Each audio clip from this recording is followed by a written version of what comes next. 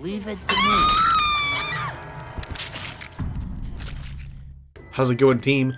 This is the Brown Man. I hope all is well. For today, I'm going to be going over several key points that I think would help the balance of Dead by Daylight. It's going to be, I'm going to try to keep it as simple as possible. I don't like writing scripts or doing certain things. I'll go off the top of my head. So without further ado, let's get into it, team. The main cause of disparity is going to be Survivor Friends versus Solo. And the easy, well, not almost, I don't know if it's easy in terms of actually implementing, but practically the easiest step to close the gap is to have comms be in the game. But of course, as the dev said,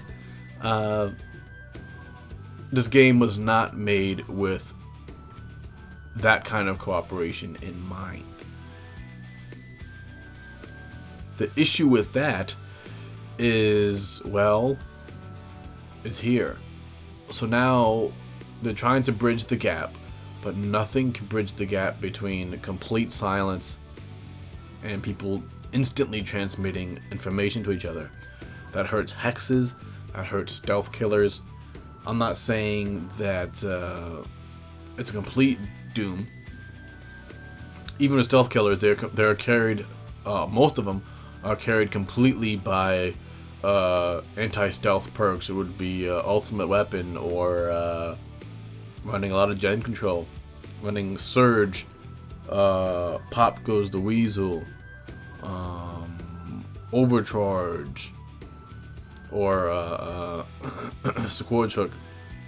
Those are the things that really allows them to circumvent in some ways the stuff. I mean, plus the tunneling and camping, like, so it gets really nutty. So definitely make it so that way they're just in-game chat, like in-game voice comms. You can, of course, choose to mute them, everybody else, and yourself. Comms, of course, will be amongst the survivors, not into the killer. Someone might say, well, it's a really cool idea. Don't fucking do it. It's dumb. It's dumb in a hide and seek game like this. That's not a party game like Friday the 13th. The maps are too small. It's just no. Just no. Don't do it. With that, we need to update the hexes. So the hexes could be, they could lose effectiveness over time. So we'll say, hey, you know what? You pop Ruin. Cool. Ruin is active for another X amount of seconds before it goes out. That would allow... Long day. That would allow, of course, some compensation for the mass communication.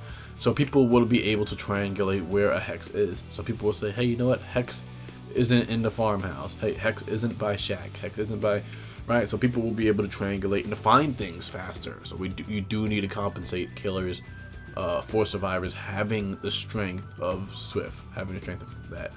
The other thing would be they would need to adjust perks and up values, up the slowdown values. And honestly, if possible, actually make some of the perks base kit. Pop goes the weasel should be base kit. Should it be base kit as is in terms of value? I'm not too sure. I think it should be like the old Pop goes the weasel, personally. But I do want to keep in mind that in this proposed change for what I'm proposing, I just said that twice. That there is comms, so everyone's going to be swift. Like everyone's swift. So the slowdown needs to be rather strong. Unfortunately, too, there is a lack of objectives. So it just sucks. But there needs to be some other stuff that's a bit viable. Other than that, and what I will say is, save the best for last.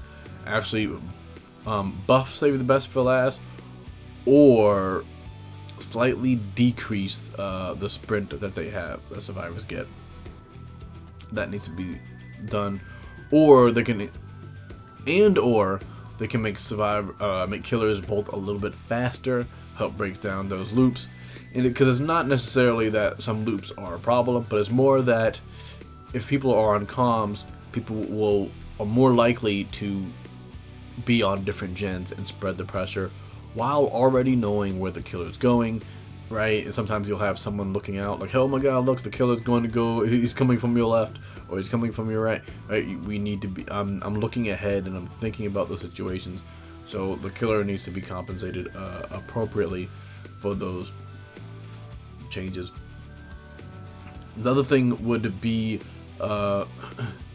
somebody's goddamn fucking buildings, dude. But when you go to Haddonfield, you go to Batham, you go to Mount Ormond, it's just, those buildings are just ridiculous. And you can, and I try not to abuse those as Survivor.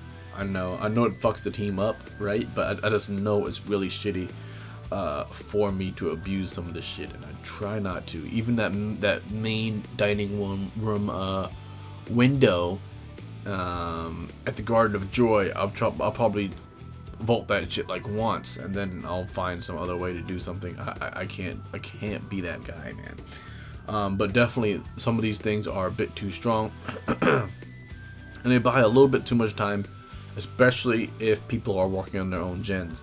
Because you have to think about it. The killer has to down someone in about 90 seconds, and then they have to down someone and interrupt a generator in 90 seconds. If they can't do that, and if 3 people are on their own unique generators, that's 3 generators gone for 1 chase. As you give survivors tools, they will actually play a bit more optimally. That is something to keep in mind. Next up, what I will say is going to be the actual ready up system. So survivors should be locked before killers. Killers are the hunters. Have survivors lock up maybe around a 30-second mark, whatever, and then that will allow killers to appropriately adjust to whatever the tools are. You see a bunch of flashlights, cool. So what you have is you'll have some people who change things at the very last second, and then the killer's like, damn, if I knew that, then I would have changed, right? So I understand some people might not like that, but it is the killer's job to prepare for the survivors. The last minute trick is scummy. If you defend it, you're a piece of shit. You know it's scummy, which is why you're defending it. That is something that will be rather interesting. And yeah, the other thing too that I would say to hit would be actually map offerings. Map offerings can be they need to find some other way to mix things up. So I'm not loving Mount Ormond season. The increased Mount Ormond shit is just dumb. But of course, when you have 3 survivors who are pushing hooks away, running a Sabo squad, or making it damn near impossible to hook somebody, it gets really dumb. Because you have to remember that they're on comms now, right? These aren't these are randoms, but these are randoms that can speak to each other. So we need to get some of those offerings up. Maybe like point offerings would be cool. Yeah, there doesn't need to be too much map manipulation offerings.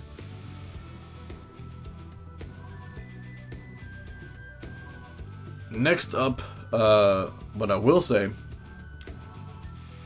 is that there needs to be definitely, and I'm going to do a video on it, is looking at some of the killers. I'm not saying everyone's going to be viable or not.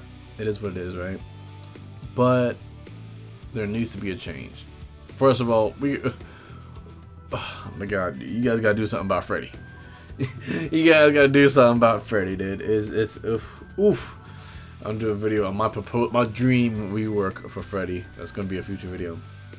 But the issue is that a lot of these killers don't have some form of in-game slowdown or a ton of pressure to actually be able to handle people on comms. It just sucks. Sometimes something happens and there's nothing you can do.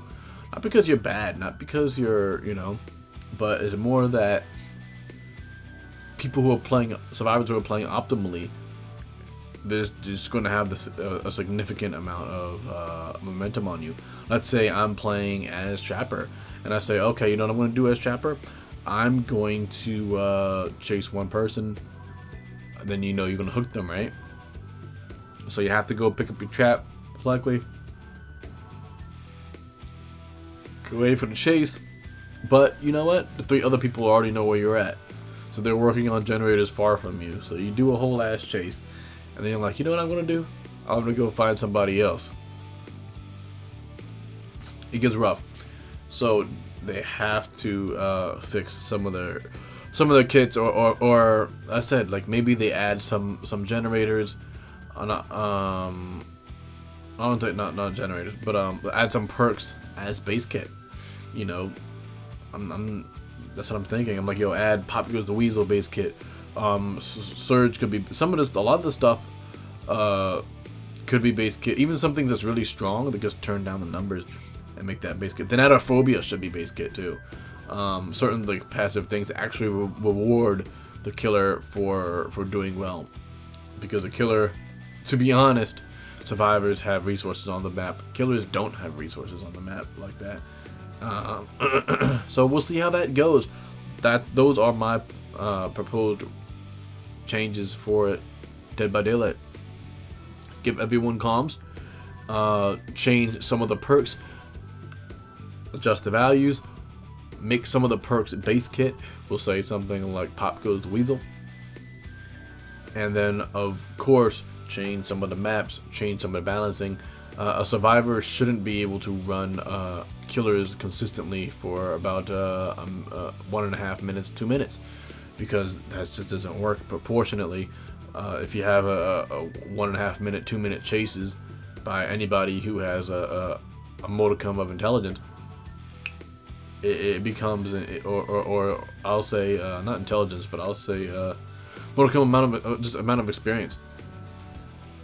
Then it becomes quite interesting that you can't slow down to 3 other survivors in the background, and you're stuck here. And generators take like what, 90 seconds? Like it's over. Like you just lose. You just lose. That's why people are camping, because there's nothing there. Some of the perks to slow down, they have to do quite well. I'm not saying it's impossible, but there is definitely a scaling depending on what killer you choose, right? The Freddy isn't going to perform the same as, we'll say, Blight. And Blight is finally getting hit. Oh my god. But it be what it be. You guys be safe, stay hydrated, and of course, get rid of those goddamn offerings and have a good one.